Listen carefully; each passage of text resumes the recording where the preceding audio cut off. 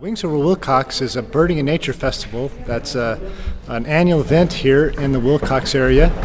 We're going on our 18th year for the festival, and it's really a community event. It started off being about the sandhill cranes, but we're also recognizing the other birds in the area, especially raptors and sparrows, which overwinter here.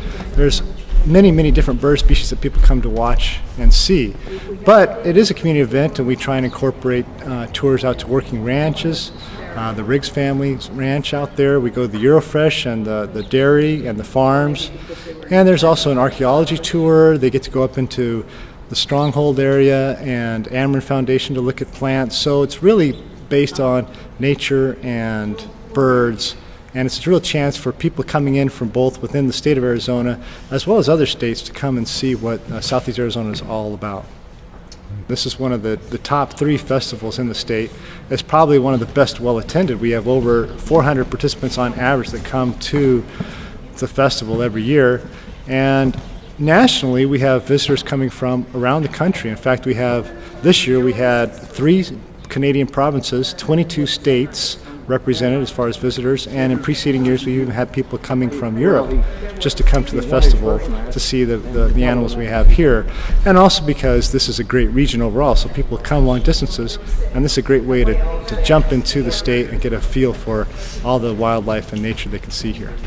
Well, Southeast Arizona is very well recognized for the diversity of species that we have here throughout the year, both wintering species like the sandhill cranes and raptors, including migrants that come through here, and of course the chiricahuas is right in the middle of the Sky Islands, and the diversity of species coming up from Mexico into this part of the state is very high. So it's very well known for bird watchers. And Willcox itself is visited regularly by people coming in to see birds in the region, and the Cochise Lake area just outside of town is very popular, and birders regularly drive through there throughout the year to see the species that we find there. All these animals come from the Game and Fish Wildlife Center called W.O.W. Mountain. They're all injured or have a reason they can't be released to the wild, so we use them for education. This is our highlight bird, the Wings Over Willcox this year, the burrowing owl. This is little Howdy. Howdy.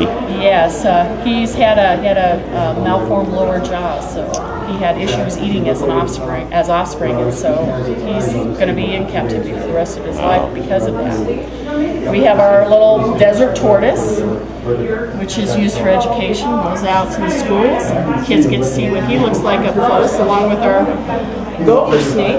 Wow. And our gopher snake is curious. He's about 6 foot long. And then we have our little western screech owl over here. This is a little bug. Now these guys are cavity nesters. They prefer to live in the old woodpecker holes or areas where branches have broken off and left a cavity.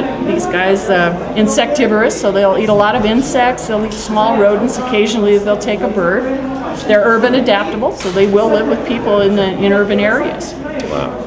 But they're very well camouflaged, and they blend right in with their environment. And up here we have our great horned owl. It's the largest owl you find in Arizona. 13 species of owls, and this one is the largest.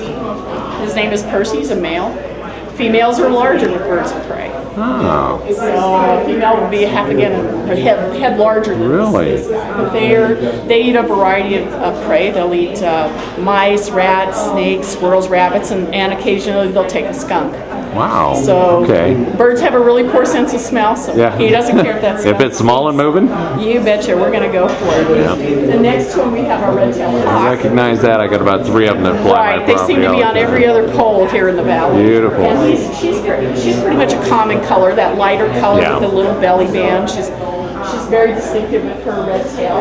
She has a little bit of a wing injury, we think, and a little bit of a vision problem. We're not sure. It's probably an impact injury that caused that. We take her out in educational programs. And then we have our peregrine falcon. This is Sedona, found in the Sedona area.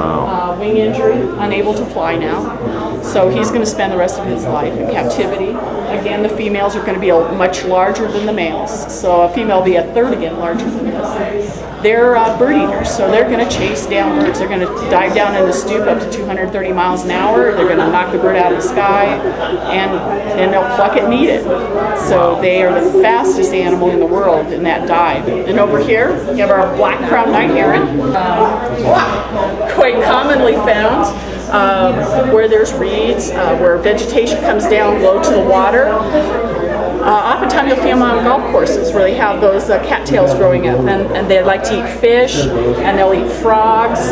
They will also eat an occasional mouse that happens to run by, but they're very hard to see. They're out at night. They're very cryptic birds during the day, so they blend right in. Unless you see them move or happen to see them fly from a roost somewhere, you're just not going to see these birds. And we have over here a little Merlin falcon. She's a migrant. She's here in the valley in the wintertime, just like the cranes are. So she flies in, and she's also a bird chaser. So she will chase down birds, usually songbirds or doves, that type of thing, and chase them right down, go after them. She's a tail chaser. But she is, as a falcon, she's very high-strung, just like the peregrine, and they tend to be very vocal, which she's not going to be vocal, of course. When we ask her to, she's not. There we go. But they're very vocal birds. It's a very distinctive call. Most falcons is going to have that kind of call, and depending on the size of them, how either deep or how high it's going to be. Yeah, so the timbre will depend on the size of the bird. But this one is the second largest falcon. The little kestrel over there is the smallest. This is the second largest. This is the largest falcon, which is the peregrine. The only one we're really missing is the prairie falcon. And then we have Newton, our skunk, who's crashed and burned because they are nocturnal. Yeah. And he has been descented. He is an orphan. He was hit by a car, unfortunately. Let me go ahead and see if we can't open this up. So he is unable to be released back to the wild. And he's accustomed to being around people, but he still could be kind of a bitey little animal. But being a member of the family that has weasels and ferrets and skunks, mustelids, they have that odor, very musky odor. Even though this animal's descended, he still stinks. But he's omnivorous, so he likes to eat all kinds of stuff, and he's one of these guys that will actually get into your garbage cans. We take care of all the wildlife you find in Arizona. We're the ones that issue hunting and fishing licenses, but we also do a lot of research regarding the wildlife and the habitat of Arizona so that we can keep those protected and preserve areas for future generations. But we also want people to have fun when they're out recreating, and they want to be able to fish, they want to be able to hunt, go out and watch wildlife, and that's the main focus that we have, that people can get out and actually enjoy Arizona because it's so gorgeous, and there's so many things that we can do here, so many different species of animals, and the more you get out, the better it's going to be.